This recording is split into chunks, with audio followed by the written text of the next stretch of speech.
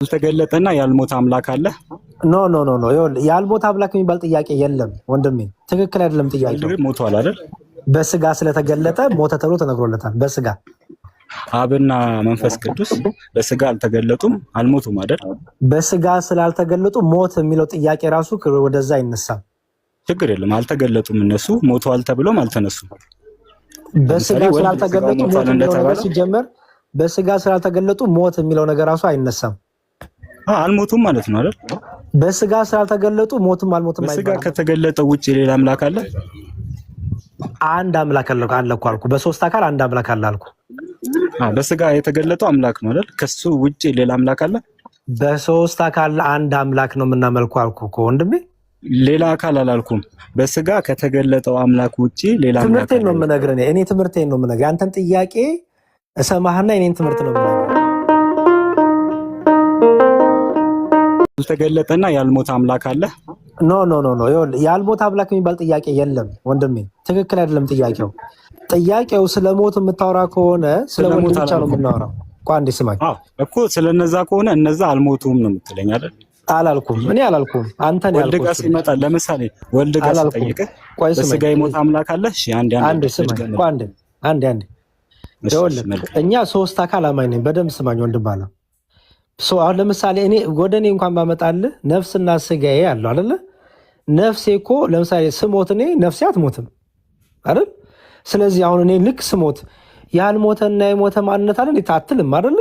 ነፍሱ ከስጋው ተለየሽ ነው የምትለው እንጂ እንደው ያልሞተና የሞተ ማንነት አለው እንደ ያሬድ አትልም። ኦኬ። ምክንያቱም ነፍስ በራሷ ምን ስላልሆነች መዋቴ አይደለች፣ ማትሞት ህያዊት ናት፣ ዘላለማዊት ናት። ይሄንን የሰጠን ማን ነው? ራሱ እግዚአብሔር ነው። እፍ ብሎ ይህችን ህያዋነት የሰጠን። ስለዚህ እርሱ በባህሪው መለኮት በባህሪው አይሞትም። አለቀ፣ ጨረስን እዚህ ጋር።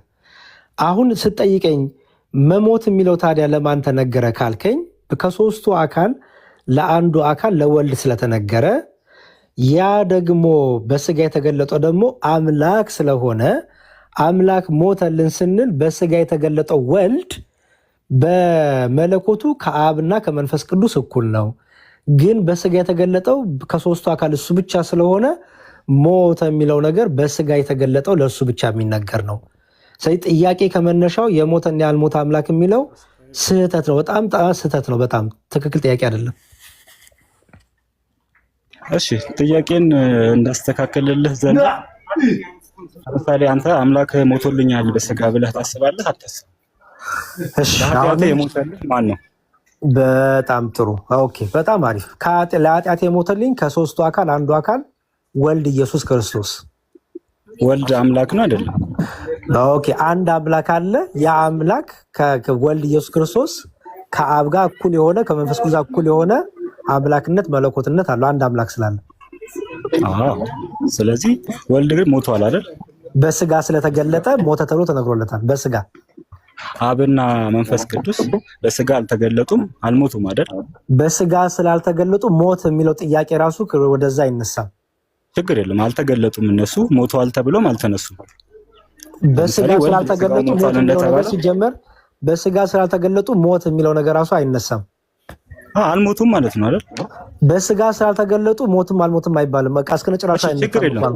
ስለ ሞት እንተውና ወልድ በስጋ ተገልጧል። አብና መንፈስ ቅዱስ አልተገለጡም። በስጋ አልተገለጠም። አብ መንፈስ ቅዱስም በስጋ አልተገለጠም። እውነት ነው። በስጋ የተገለጠው አምላክ ነው አይደለም? ወልድ ብቻ ነው የተገለጠው በስጋ። በመለኮት አንድ አምላክ ከአብ ጋር ከመንፈስ ቅዱስ እኩል ትክክል የሆነ አምላክ ኢየሱስ ክርስቶስ በስጋ ተገልጧል። በስጋ ከተገለጠው ውጭ ሌላ አምላክ አለ? አንድ አምላክ አለ እኮ አልኩ። በሶስት አካል አንድ አምላክ አለ አልኩ። በስጋ የተገለጠው አምላክ ነው አይደል? ከሱ ውጭ ሌላ አምላክ አለ? በሶስት አካል አንድ አምላክ ነው የምናመልከው አልኩ እኮ ወንድሜ። ሌላ አካል አላልኩም። በስጋ ከተገለጠው አምላክ ውጪ ሌላ አምላክ ትምህርቴን ነው የምነግርህ እኔ ትምህርቴን ነው የምነግርህ። አንተን ጥያቄ እሰማህና የኔን ትምህርት ነው የምነግርህ። የኔ አንተ ጠይቀኝ በፈለግከው። እኔ ግን የምነግርህ ትምህርቴን ነው። ትምህርቴ ምን መሰለህ? እኛ የምናመልከው አምላክ በአካል ሶስት የሆነ በመለኮት አንድ አምላክ እናመልካለን። እሱ አንደርስታንድ አደረኩህ እኮ። ለምሳሌ ያንን አምላክ በወልድ ከገለጽከው በአብና በመንፈስ ቅዱስ እንደገለጽከው ነው አይደል የሚቆጠረው? ምን ማለት ነው? ለምሳሌ ወልድ አምላክ ነው ስትል ያንን አምላክ ኢንዲኬት እያደረክ ነው። ኦኬ ሶስት አምላክ የለም አንድ አምላክ ነው ያለው እያልኩኝ ነው። አዎ ይህ አንዱ አምላክ በስጋ ተገልጧል አልተገለጠም ስለ ተገልጧል። ከሶስቱ አካል አላልኩም እኔ የተገለጠው ከሶስቱ አካል አንዱ አምላክ በሶስት አካል ብለን እናምናለን። ደጋግሜ ነግሬያለሁ።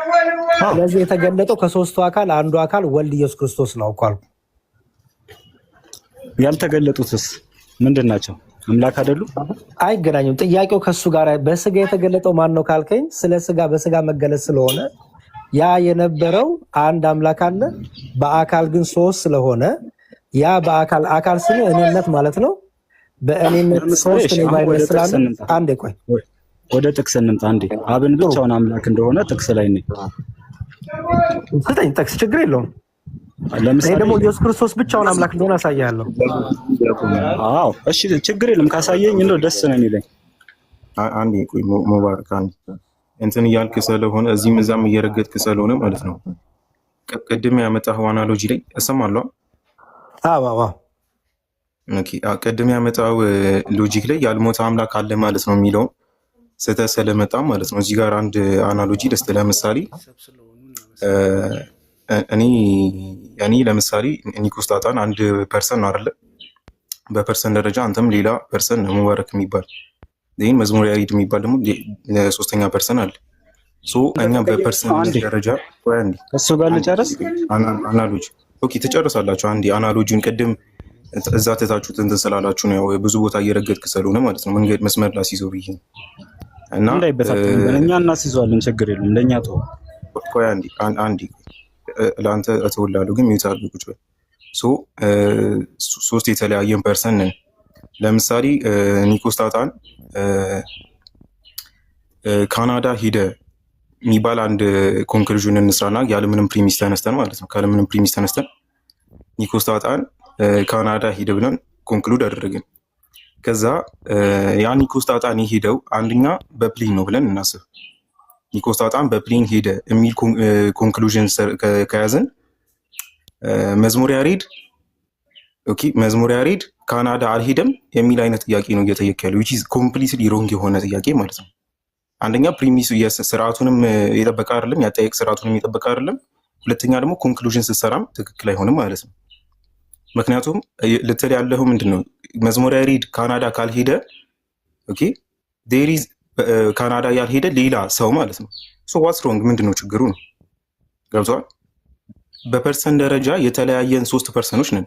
ኒኮስታጣን በራሱ ፐርሰን ማለት ነው። እኔን ራሴን ወክዬ ካናዳ ብሄድ እኔ ራሴን ወክዬ ካናዳ ብሄድ መዝሙር ያሬድ አለመሄዱና አንተ አለመሄድ ሌላ አካል አለ ብለን ኮንክሉድ እናደርጋለን። አት ሴም ታይም ግን ያልሄደው ያ ፐርሰን ስጋን ስላለበሰ ኦር ደግሞ በፕሌን ስላልሄደ ምናምን የሚል ኮንክሉዥን አይሰጠንም። አት ሴም ታይም ጌታችን መድኃኒታችን ኢየሱስ ክርስቶስ በስጋ ሞተ ብለን ስንናገር ማለት ነው ዴሪዝ አንድ መለኮት ወይም ደግሞ አንድ የመለኮት ኡሲያ አለ ወይም ኤሰንስ አለ። ያንን ሼር የሚያደርጉ ሶስት ኮሰብስታንሻል የሆኑ አካላት አሉ። ከነዛ ኮሰብስታንሻል የሆኑ አካላት መካከል ቃል አንዱ ነው፣ የእግዚአብሔር ቃል ማለት ነው። ያ የእግዚአብሔር ቃል በስጋ ሞተ ብለን እንናገራለን። ከነዛ ከሁለቱ አካላት ከአብና ከመንፈስ ቅዱስ በተለየ አካሉ ማለት ነው ሞተ ብለን እናገራለን። ያ ኢየሱስ ክርስቶስ በስጋ ወይም ደግሞ የእግዚአብሔር ቃል በስጋ ሞተ የሚለው ኮንክሉዥን ምን ያስብለን መሰለ? አብና መንፈስ ቅዱስ ታዲያ አልሞቱም የሚል አይነት ጥያቄ ያስመጣል። which is completely wrong ነው የሚሆነው ማለት ነው አይደለ? completely wrong ነው የሚሆነው። ለምን ካለን እያወራን ያለን we are talking about ስለ ፐርሰን ቃል ስለሚባል ፐርሰን ነው እያወራን ያለን እንጂ አሴ ጀነራል መለኮት ስለሚባለው ባህሪ አይደለም፣ ወይም ደግሞ ኤሰንስ አይደለም። ኤሰንስ ስጋ ሆነ የሚል ስለሌለ ማለት ነው። በመጽሐፍ ቅዱሳችን ዮሐንስ ወንጌል ምዕራፍ 1 ላይ ቃልም ስጋ ሆነ ነው እንጂ የሚለው መለኮት ወይም ደግሞ ኡሲያ ኦፍ ዲቫይን መጥቶ ስጋ ሆነ ወይም ደግሞ መለኮትን ተላበሰ አይልም። የቃልን ግብር ወይም ደግሞ ሰውን ተዋሃደ የሚል ትምህርት የለንም። እኛ ክርስቲያኖች ምንድነው የምናምነው? there is one divine essence። ከዛ የዲቫይን ኤሰንስ ደግሞ ሶስት ፐርሰኖች አሉት እኔነት ያላቸው ማለት ነው። አብ፣ ወልድ፣ መንፈስ ቅዱስ ብለን የምንጠራቸው። ወልድ ወይም ደግሞ ቃል በራሱ ፐርሰን ምንን ተዋሃደ? ስጋን ተዋሃደ ወይም ደግሞ ሰው ሆነ ማለት ነው። ከዛ ያልሞተ ምናምን እያለን የምናወራው ስለ ራሱ ነው። ካወራን ስለ ቃል ነው ልናወራ የምንችለው። ቃል ያልሞተ ነው አንልም። ቃል የሞተ ነው። ምን የሆነ ቃል ነው ካልን ግን ዲቫይን ኤሰንስን ኮሰብስታንሻሊ ከአብና ከመንፈስ ቅዱስ ጋር የያዘ ማለት ነው። ከአብና ከመንፈስ ቅዱስ ጋር እኩል የያዘ እርሱ ሞቷል። አዎ ሞቷል። በምንድን ነው የሞተው ተብለን ስንጠየቅ በለበሰው ስጋ መሰረት ማለት ነው። ኦኬ፣ በለበሰው ስጋ መሰረት ስጋን አብና መንፈስ ቅዱስ ስጋን ስላለበሱ ዌር ናት ቶኪንግ ኮምፕሊትሊ ስለነሱ አናወራም ሲጀምር ማለት ነው። በመሰረቱ ስለነሱ አናወራም። እሺ አባታችን ሆይ በሰማያት የምትኖር ሲል እንዲሁም መጽሐፍ ቅዱስ ላይ ብዙ ቦታዎች ላይ አብ ብቻውን አምላክ እንደሆነ ይናገራሉ አይደል? ያው ምናልባት አብ ብቻውን ቢጠቀስም ወልድና መንፈስ ቅዱስ አሉ የሚል እሳቤ አላቸው። አይ ቲንክ አብ ማለት በራሱ አባት ማለት ነው። በራሱ አብ ማለት በራሱ ብሎ የተጠራው አካል አምላክ ነው አይደል? አንዴ ቆይ ስማኝ። አብ በራሱ ማለት አባት ማለት ነው። አባት እንደሆነ ረጅም አታውሩ እሺ፣ እኔንም አስወሩኝ። አንዴ ሙባረክ ረጅም አታውሩ ማለትም አትችልም። አንተ ጠያቂ ስለሆንክ እንደውም እኛን ረጅም ማውራት ያለ ምክንያቱም ጥያቄ ልመላሾች ስለሆንም ማለት ነው። አብ ማለት በራሱ ኦኬ አባት ማለት ነው። የማን አባት ማለት ነው? የወልድ አባት ማለት ነው። ኦኬ የባህሪ ልጅ አለው ማን ይባል? ወልድ የሚባል ልጅ አለው። ስለዚህ አብ ስትል ኦልዌይስ የወልድ አባት እንደሆነ ወልድ ከወልድ የተለየ አብ የለም፣ ከአብ የተለየ ወልድም የለም። ስለዚህ እዛ ጋር ብቻውን አብን አምላክ ሲል ከምን አንጻር ወደ ጥቅሱን ከፍተን እናሳያለን። ቀጥል፣ ጥቅስን ስጥና ላሳይህ። መልካም። አይ እኔ አብን አምላክ እንደሆነ እንድታምን ብቻ። ከዛ ጥያቄ ከአብ ውጪ ሌላ አምላክ አለ ወይ?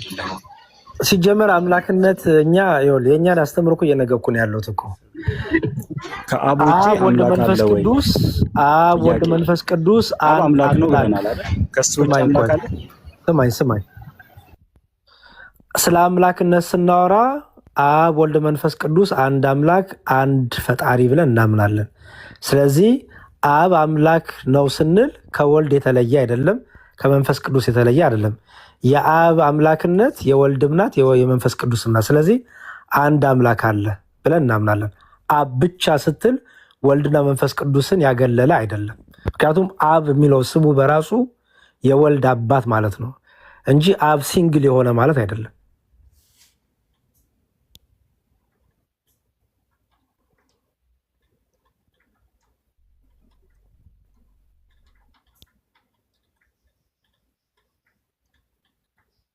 ሙባረክ ካለ አይ ቲንክ ሙስሊም ነው አይደል? እሱ በዛው ጠይቀው።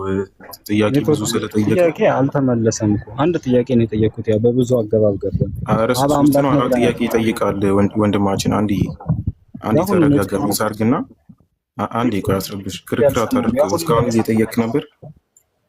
አረ ፕሊስ አንዴ ብዙ ጥያቄ እየጠየቅ ነበረ። ተመልሶ ላልሱ ጠይቁ ተጠየቁ ነው የሚለው ርዕሱን ካየው ምን አልከኝ? ከአብ ውጭ አምላክ አለ ወይስ? ጥያቄ አረ ተመለሰልህ ሀቢቢ። አልሰማህም ነው? ይዞኝ አልሰማሁም አልኩህ እኮ እባክህ። ኦኬ እሺ ይቅርታ። አብ አምላክ ነው ብለን ተስማምተናል። ይቀጥሉ። እሺ አልተስማማንም። ቆይ አንዴ በአንተ መልኩ አልተስማማንም። ተስማምተናል ካልሰማክ ቆይ አንዴ ሙባረክ ሳትሰማ ነው እንዴ ተስማምተናል የምትለው? አሁን እሱ ሲጠይቅህ አልሰማሁም አልክ። አይ መጀመሪያ ተስማምተናል ትላለህ። አይ አልተስማማንም። ከአብ ውጭ የሚለውን አልሰማሁህም። አንተ ባልከው መልኩ ከኔ መቼም አልተስማማንም። አብ ብቻውን አምላክ አይደለም? ብቻውን ማለት ነው። አብ ብቻውን ምን ማለት ነው? ፍታው። ብቻውን ማለት ነው። አብ የሚባለው አካል አለ አይደል? ብቻውን የምትለው ምን ማለት ነው?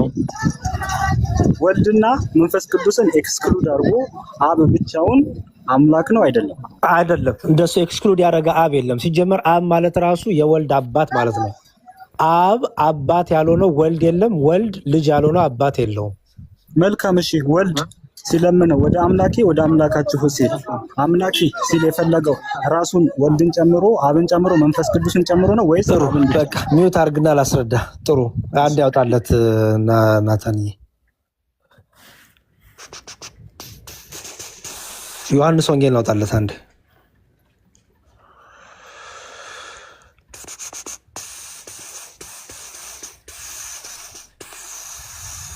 እሺ ሙባረክ አንድ ሚውትን አንሳ። መናገር ሲኖርብኝ አነሳለሁ። አይ እኔ ልታነሳ ፈልጌ ነው። እሺ እዚህ ጋር ወልድ አባት የሚለው ማንን ነው? አብን ነው። ጥሩ አባታችሁ ያለው ማንን ነው? አባቴና አባታችሁ አይደለም የሚለው? አዎ አብን ነው። አሁን እሺ ለምንድን ነው አባታችን ያላለው? ለምንድን ነው ወደ አባታችን ያላለው? ወደ አባቴ ወደ አባታችሁ የሚለው ሲሰበሰብ ወደ አባታችን ይሆናል። የኔም ማን አባት ያለው? አምጣ ማስረጃ፣ አምጣ ማስረጃ ስጠኝ። እንደዚህ ብሎ የፈታ ማስረጃ ስጠኝ። ነው እዚህ ጋር ንግግሩን እኮ እያነበብን ነው። ሙባረክ ቋንዴ ስማኝ። አቤት። መጽሐፍ ቅዱስ የራሱ የአውዳዊ ፍችና ትርጓሜ አለው። ልክ አንተ ቁርአን ተፍሲር እንዳለው ለምሳሌ ቁርአንን የሆነ ነገር አውርቼ አንዴ ስማኝ። ቁርአንን የሆነ ነገር አውርቼ ስፈታው አምጣ፣ ማን ነው እንደዚህ የፈታው? ተፍሲር አምጣ፣ ሐዲስ አምጣ ትለኛለህ አይደለ? ጥሩ። ስለዚህ አሁን አንተ ወደ አባቴና ወደ አባታችሁ ማለት ወደ አባታችን ማለት ነው ብለህ የፈታ እንደዚህ ብሎ የፈታህበትን ማስረጃ ስጠኝ ከተርጓሚያችን። እኛ ትርጓሜ አለ። ማስረጃ እኔና አንተ ስል እኛ በሚል ማቃለል አልችልም። እኔና አንተ ካልኩኝ አትችልም። ምክንያቱም ስለ እሱ አይደለም የጠየቅኩህ። የጠየቀውን እዚህ ጋር እኔ መዝሙረ ያሬድ አዳምጠኝ ሙባረክ። የጠየቁ ጥያቄ ክርስቶስ ወደ መጀመሪያ ቋንቋውን እንየው ብዬ ነው። አንዴ ክርስቶስ አባቴ ሲል አንዴ ክርስቶስ አባቴ ሲል ምን ማለቱ ነው ንገረኝ።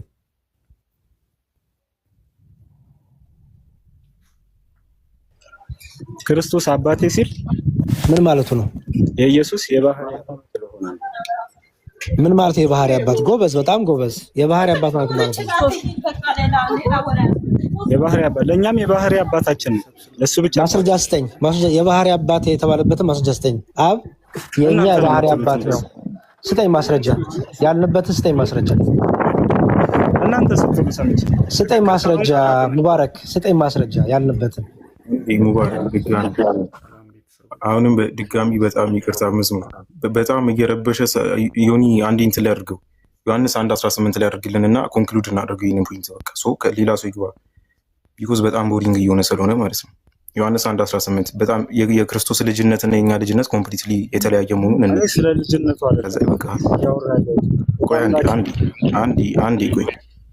ቆይ አንዴ እሱ ጋር እንመጣለን። ቆይ አንዴ ስለ ልጅነቱ ጀምረን ፎከስ አታርግ። አንዴ ፕሊስ አንዴ ፕሊስ። ከአሁን በኋላ ካወራ አስወርዳለሁ። እሺ ልታስወርደኝ ፈለገ ከሆነ ችግር የለብኝም። እኔ ምላሽ ለመስማት ኦኬ። ሶ ወርደ ታብታብ አድርግ ማለት ነው። ከ17 ጀምሮ አድርግ ይሁን። ኦኬ 17 ላይ እንደዚህ ይላል። በስመ አብ ወወልድ ወመንፈስ ቅዱስ አሐዱ አምላክ አሜን። ሕግ በሙሴ ተሰጥቶ ነበርና ጸጋና እውነት ግን በኢየሱስ ክርስቶስ ሆነ ይላል። ሕግ በማን ተሰጥቶ ነበር? በሙሴ በኩል ተሰጥቶ ነበር። ከዛ በክርስቶስ ደግሞ ምን ተሰጠን? እውነትና ጸጋ ተሰጠን። ክርስቶስ ራሱ እውነት ነው። በነገራችን ላይ ክርስቶስ ራሱ ተሰጠን ማለት ነው። ከዛ ምን ይላል እዛው 18 ላይ መቼም ቢሆን አለ። ኦኬ በደንብ መቼም ቢሆን እግዚአብሔርን ያየው አንድስ እንኳን የለም። እሺ በአባቱ እቅፍ ያለ አንድ ልጁ ኦኬ the only begotten ነው የሚለው እንግሊዘኛው። ኦኬ አንድ ልጁ እርሱ ምን አለው? ተረከው። እርሱ ነገረን፣ እርሱ ተናገረ ማለት ነው። ሶ ክርስቶስ አባቴ ያለው በቃ ብቻውን የባህሪ አባቱ ስለሆነ ነው፣ ብቻውን ልጁ ስለሆነ ነው ማለት ነው። በመጽሐፍ ቅዱስ አስተምሮ ወልድ የአብ ብቸኛ ልጁ ነው። ብቸኛ ልጁ ስንል ከምን አንጻር ነው? የባህሪ ልጅነት ነው። ኦኬ እኛ ልጆቹ ነን በምን ስለፈጠረ። ኦኬ በነገራችን ላይ መላእክትም የእግዚአብሔር ልጆችም ይላል አይደል? መጽሐፈ ኢዮብ ላይ የእግዚአብሔር ልጆችም በእግዚአብሔር ፊት ተሰበሰቡ እያለ ይናገራል። ኢቨን ሰይጣንንም ጨምሮ። ሰይጣንም የእግዚአብሔር ልጅ ነው በነገራችን ላይ። ከምን አንጻር ከተባለ ስለፈጠረው፣ ስለሚመግበው፣ ስለሚያስተዳድረው ማለት ነው። ኦኬ ሶ የእግዚአብሔር እና የወልድ ኦኬ አባትና ልጅነት ከምን አንጻር ነው? ኦንቶሎጂካል የሚባል ወይም ደግሞ ውሳጤያዊ አንድነት ወይም ደግሞ አባትና ልጅነት ነው ማለት ነው። ኦኬ ሶ ጌታችን መድኃኒታችን ኢየሱስ ክርስቶስ አባታችን ብሎ መናገር ሲችል ምን አለ? አባቴና አባታችሁ፣ ወደ አባቴና ወደ አባታችሁ። ኦኬ አባቴ እያለ ይናገራል ብዙ ጊዜ መጽሐፍ ቅዱስ ላይ ማለት ነው። አባቴ እያለ ይናገራል። ለምንድነው አባቴ የሚለው ካላችሁ የኛ ልጅነት ለአብ ማለት ነው። እኛ ለአብ ልጅ የሆንበት መንገድና ወልድ ወይም ደግሞ ጌታችን ኢየሱስ ክርስቶስ ለአብ ልጅ የሆነበት መንገድ ኮምፕሊትሊ የተለያየ ስለሆነ እኛ ለጌታችን ለመድኃኒታችን ለኢየሱስ ክርስቶስም ልጁ ነን፣ አት ሴም ታይም ለእግዚአብሔርም ልጁ ነን ብለን እናገራለን። ለክርስቶስ ወንድሞቹ ነን በነገራችን የመጽሐፍ ቅዱስ እንደሚነግረን። ለአብ ግን ወንድሞቹ፣ ለመንፈስ ቅዱስ ወንድሞቹ እየተባለ አይነገርም አይደለ? የማቴዎስ ወንጌል ምዕራፍ 15 ላይ ወንድሞቼና እህቶቼ እናቶቼስ እነሱ ናቸው እያለ ይናገራል ክርስቶስ ማለት ነው። በዛ ምክንያት ወይም ደግሞ በውጫዊ ግብር እኛ ወንድሞቹም እየተባለ እናገራለን፣ ስጋ ከመልበሱ አንጻር ማለት ነው። ያው ስጋን ስለለበሰ ዕብራውያን ላይ ከመላእክት እንኳን በጥቂት አንሶ የነበረውን እያለ ይናገራል መጽሐፍ ቅዱስ አይደለ? ከመላእክት እንኳን በጥቂት አንሶ ነበር። በዛ ራሱ በነገራችን ላይ ጌታችን መድኃኒታችን ኢየሱስ ክርስቶስ አምላኬ ብሎ ይናገራል አይደል? ጌታዬ ጌታዬ ወይም ደግሞ ኤሊ ላማ ሰባቅታኒ እያለ እንትን ይላል ወደ አብ ወደ አባቱ ማለት ነው ሲጸልይ ትሰማላችሁ። ከዛ አንጻር ነው የአብና የወልድ ልጅነት ማለት ነው፣ ወይም ኦንቶሎጂካል የሆነ አንድነት ነው። እኛም ለእግዚአብሔር ወይም ደግሞ ስንጠመቅ በጥምቀት የእግዚአብሔር ልጅነት አገኘን ነው የምንለው እንጂ የክርስቶስን ልጅነት ስፔሲፊካሊ የክርስቶስን ልጅነት አገኘን አይደለም የምንለው። የስላሴ ልጅ ሆነን ነው የምንለው። ያ የእግዚአብሔር ልጅነት እንደ ወልድ ልጅነት አይደለም። እኛ በጸጋ የምናገኘው ፍጡራን ስለሆነን የምናገኘው። ወልድ ግን ከዘለዓለሙ አይደለ? ቅዱስ ጳውሎስ ምንድን ነው የሚለው? ዓለማትን እግዚአብሔር በአንድም በሌላም ተናገረ በነቢያት ማለት ነው። ከዛ ምን ይላሉ ኋላ ላይ አሁን ደግሞ በዘመኑ ፍጻሜ ዓለማትን በፈጠረበት በልጁ ለእኛ ተናገረን እያለ ዕብራውያን ምዕራፍ 1 ላይ ይናገራል። ዓለማትን የፈጠረበት ልጁ ነው። በነገራችን ላይ ወልድ ማለት ነው ለማን? ለአብ። ዓለማትን የፈጠረበት ልጁ ነው ስንል አትሴም ታይም እኛን በእኛ ዓለማትን አልፈጠረም፣ እኛ ልጆቹ ነን። ግን አትሴም ታይም ማለት ነው ልጆቹ ነን፣ እሱም ልጁ ነው። የእሱ ልጅነት ወይም ደግሞ የእነሱ አባትና ልጅነት ውሳጣዊ ነው። አብ ወላዲ ወልድ ተወላዲ መንፈስ ቅዱስ ሰራጺ ብለን ነው ምናምን አዘ ክርስቲያን ማለት ነው እንጂ ሌላ ትምህርት የለንም። እና ልጁ እዚህ ጋር ስፔሲፊክ አድርጎ ምን ሊያደርግ ነው? አሁን አባቴ እያለ የተናገረው አዘ ጀነራል ምን ሊያደርግ ነው? አባታችን የሚል ኮንክሉዥን ነው የሚያስይዘዋል። እንደዛ አይደለም በፍጹም። አባታችን እያለ ቢናገር ኖሮ ኢየሱስ ክርስቶስን ራሱ የጸጋ ልጅ ነበር የሚያደርገው። ቢኮዝ እኛም የጸጋ ልጆቹ ነን። እኛም የጸጋ ልጆቹ ነን። ስለዚህ ወልድም የጸጋ ልጁ ይሆን ነበር ማለት ነው። ወልድ ግን የጸጋ ልጁ ሳይሆን የባህሪ ልጁ ነው። የባህሪ ልጁን ልጅ የምወደው ልጅ እርሱ ነው እያለ ይናገራል። በነገራችን ላይ ለምንድን ነው ክርስቶስ ሲጠመቅ ማቴዎስ ወንጌል ምዕራፍ 3 ላይ እግዚአብሔርን በሰማይ አብ ማለት ነው ከሰማይም ድምፅ መጣ ምን የሚል የምወደው ልጅ እርሱ ነውና እርሱን ስሙት እያለ ይናገራል። የምወደው ልጅ ብሎ ለምን ስፔሲፊክ አድርጎ ለሱ ብቻ ተናገረ? ለወልድ ብቻ ማለት ነው ሲጠመቅ። ለሱ ብቻ ልጅ ወይም ደግሞ እርሱ ብቻ አንድያ ልጅ ወር ደግሞ ኦንሊ ቢጋትን ሰን ተብሎ የሚነገረው ለጌታችን ለኢየሱስ ክርስቶስ ብቻ ነው ማለት ነው። እኛም ልጆቹ ነን፣ ልጆቼ ይለናል እና እንደዛ ነው። እኛም ነው ቃለ ሕይወት ያሰማል ዲያቆን። እሺ እኔ ለወጣ ስለሆነ ሌሊት ነው፣ እኔ ጋር አሰናብቱኝ ለማለት ነው። ቃለ ሕይወት ያሰማልን ሁላችሁንም። ጥሩ ጊዜ ነበረን። አመሰግናለሁ ሩሂ፣ በጣም ታንኪዩ ፔቲሽን ከፍተሽ ስላስተናገርሽን። እኔ ጋር በጣም ሌሊት ነው፣ ልቆይ ብዬ ነው ትንሽ የቆየሁት። እናንተም ስላላችሁ ቀጥሉ፣ ቃልዬም ስላላችሁ ሁላችሁም ቀጥሉ። ላጠቃልና ሉጣ እኔ ፍቀዱልኝ። እስካሁን የተማርነው ምንድነው? ሶፋር አንደርስታንድ ያደረገው ነገር ምንድነው ሲባል የመጀመሪያው በእኛ በክርስትና እንግዲህ አልተገለጠ የሚባል ነገር የለም ማለት ነው። እስካሁን ድረስ ከአንደበቴ አልተገለጠም ሲባል አልሰማችሁም። ስለ አምላካችን በደንብ እናብራራለን፣ እስከ ጥግ ድረስ እናብራራለን። አልተገለጠም አላቅም ይመስለኛል እንደዚህ የሚባል ነገር የለም። አምላካችንን በሚገባ እናብራራለን በደስታ ረጅም ሰዓት ወስደን ማለት ነው። እና ከአሁን ከተጀመረው ወደኋላ ሊድና ቅድም እንደተባለው ክርስቶስ አምላካችን ወደ አምላኬና ወደ አምላካችሁ ወደ አባቴና ወደ አባታችሁ ሲል ለይቶታል። አባቴ ብሎ የአብን አባትነት የባህሪው አድርጎታል። ለእኛ ደግሞ አባትነት ደግሞ የጸጋ ስለሆነ እሱን ቅድም በደንብ ነግሯቸዋል። ወደ አምላኬና ወደ አምላካችሁ ሲል ደግሞ አምላኬ ማለቱ ደግሞ በተዋህዶ ስጋ ገንዘብ ያደረገውን ስጋ ያ ገንዘብ ያደረገው ስጋ አብም ወልድም መንፈስ ቅዱስም በመፍጠር የፈጠሩት ስጋ ነውና ከዛ የተነሳ ስለተዋህዶ ስጋ አምላኬ ብሎ አብን ይናገረዋል። ትርጓሜያችንን ማየት ነው። የአባቶቻችንም ትርጓሜ በደንብ መመልከት ነው። እዛ ላይ በመስቀል ላይ ሆኖ ኤሎሄ ኤሎሄ ለማ ሰበቅታኒ አምላኬ አምላኬ ለምን ተውከኝ ያለው የመጀመሪያው በመዝሙረ ዳዊት መዝሙር 21 ላይ እናገኘዋለን። አምላኬ አምላኬ ለምን ተውከኝ የሚለውን ትንቢት፣ ያን የትንቢት ቃል ያ የነቢያቱን የአዳም ልጆች የነቢያቱንም ጩኸት ክርስቶስ ኢየሱስ ቤዛ ምትካል ነው አደለ? በመስቀል ላይ ይዞ ወጥቷልና በእርሱ ቁስል እንፈወሳለንና። ስለዚህ የሁላችንም ቁስል ይዞ በመስቀል ላይ ወጥቷልና የነቢያቱን ጩኸት አድነን ፈኑ ዴከ ማርያም ከአርያም እጅህን ልከ ቀኝህን ልከ አድነን እያሉ የነቢያቱን ለቅሶ የአዳምና የልጆቹን ሁሉ ጩኸት በመስቀል ላይ ቤዛ ሆኖ ስለሚጮህ ወይም እየጮኸ እያቀረበ ስለሆነ አምላኬ አምላኬ ስለምን ተውከኝ ብሎ ተናገረ።